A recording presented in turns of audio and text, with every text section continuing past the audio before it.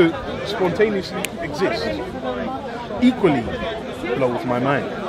So out of these two options, yes, sir.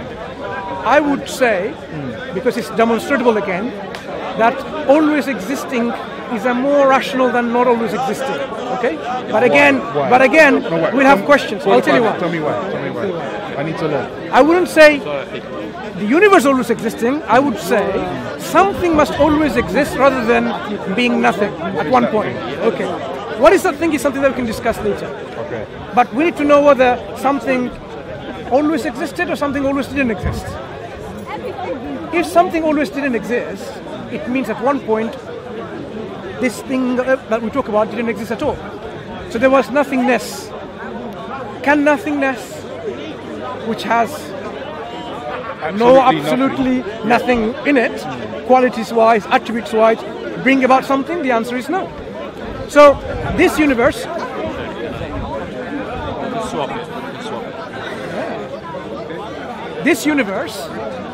or these things that we talk about all around us, okay, the reality around us, couldn't have been at one point absolutely nothing.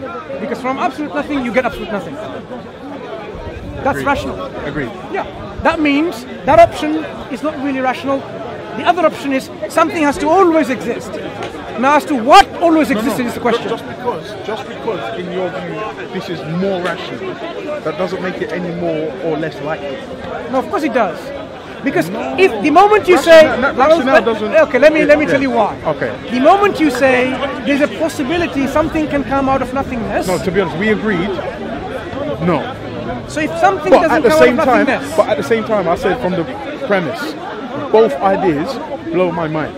It's a mind-blowing concept, but still we can examine them, critique them, and see which one makes sense. Okay. The one that says nothing from nothing. We know nothing from nothing. Something from nothing. That doesn't make sense. I struggle with that. You're so struggling, it doesn't make sense. I struggle with that concept. I would say it doesn't make any sense, because if it's nothing, you cannot get something out of this nothing. I'll be honest. What are you struggling? Today, for what we know today, I understand why you're saying that. However, knowledge progresses. Okay, look, things may change. No, I understand what you're saying. No. Even if you give a billion years in the future of knowledge, nothing still will be nothing. That's what we mean by nothing. Nothing. But we don't know that. It's not an absolute fact. No. We want to now tell you and define what nothing is. Okay. That's important. Have you heard of Professor Lawrence Krauss? Yes, sir. Yes, sir. He unfortunately has been deceiving a lot of people by saying the universe came from nothing, while his nothing is not nothing. His nothing is made up of something. So his nothing has attributes. His nothing is something. It is not nothing. He says that in his book, in his lectures. His nothing is something. Okay? So he's playing a very deceptive game here. Right? So we know if something, when we say nothing, means it has no energy, no quanta. It has no quarks, no gluons, no bosons, no Higgs, whatever you call it. Nothing. No gravity, no fluctuation, no space, no matter. It is basically absolutely nothing. That nothing cannot make something like energy, or space, or matter, or quanta, or waves. It cannot do that. So if at one point there was absolute nothingness, there will be absolute nothingness. But the fact that something exists means there wasn't absolute nothingness at one point. Cannot be.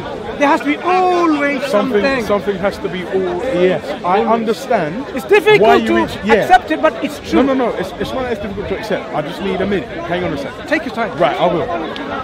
Right, I understand why you're saying that. But equally, as I said to you, I struggle with the always has been. Because who then created the thing that was always been? And the problem with that premise is you get infinite regression. No, there's a solution to that. No, there isn't. Unless you say uncaused cause. Exactly. No, but that's the same thing as nothing from nothing. No, it's not. Uncaused cause. It's not. I'll tell you. Explain. Remember, explain your position. In my limited thinking, uncaused cause and something from nothing are equally as absurd. I know. When we say nothing has no energy, No, you've explained that. No. But for me, both premises are just... Wait. Let's go. really examine the problem. Yeah, right? go on. All right, let's go. Let's go back to this nothing concept again, which you agree with. There's no point, but I want to illustrate a point. Something means something there's energy, okay? Or matter, or waves, or what? Something. Nothing is absence of all of that. So, if somebody postulates that something can come from nothing, that's absurd, irrational. Agreed. Right. That means, as a rational human being, which you are and I am, we have to reject this concept that something can come from nothing. I agree that premise is absurd. We have to reject it. I agree. Rationally. No. Why not? Personally, I don't. I'm just an oddball. Let me tell you why. There are breakfast cereals that I don't like. I buy them. That's just me. But just because something is just absurd, I don't just reject it outright. I know it's there, I put it to the side, but I won't reject it outright. Because do you believe in the principle of non-contradiction? I don't. Okay. Can something, say, be or not be at the same time? Can something exist or not exist at the same time? According to science, yes. I'll give you an example. There is no such thing. Science operates on the principle of non-contradiction. No, there's a state of being and non-being at the same time. I think it's... You're talking about the Schrodinger's cat experiment. Yes. That's not about this. I'm talking about existence. As an example. Can, for example, you have something exist and not exist at the same time? The answer is no. You either exist or you don't exist. You can't be both. Our observation affects the life, when we say about the cat, whether it's dead or alive. It's an effect of our observation. But when we say, can something be and not be, can something exist and not exist at the same time, you can't have it. Can you have a married bachelor? Conceptually, no, impossible. If you're married, you're not a bachelor. If you're a bachelor, you're not married. It's impossible. This is fundamentally yes, but you can be married and behave like a bachelor. No, that's something different. You're not using semantics. We're talking about in reality. Okay. When we talk about someone who's married, can they really be a bachelor? No, of course not.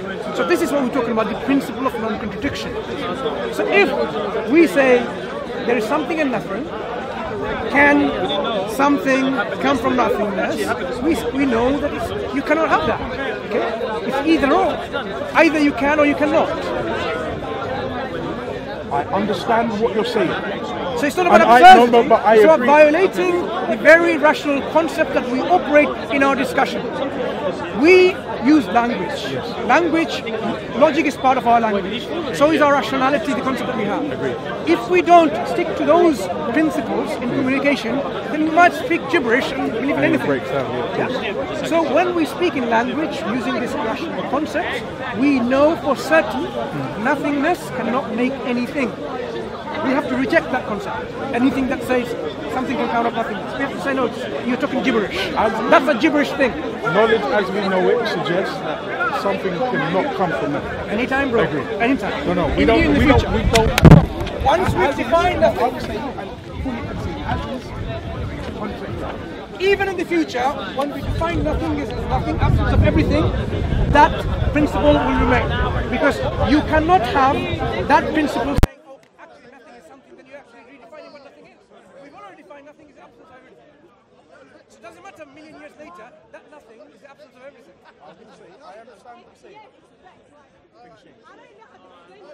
What of the knowledge of the nothing will change? I don't know. I'm not asserting that what you're saying is going to become correct in a million years.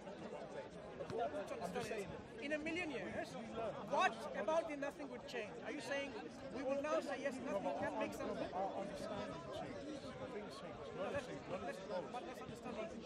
If we say nothing in the absence of everything, million years later, either the nothing is absence of everything, or it's not absence of everything.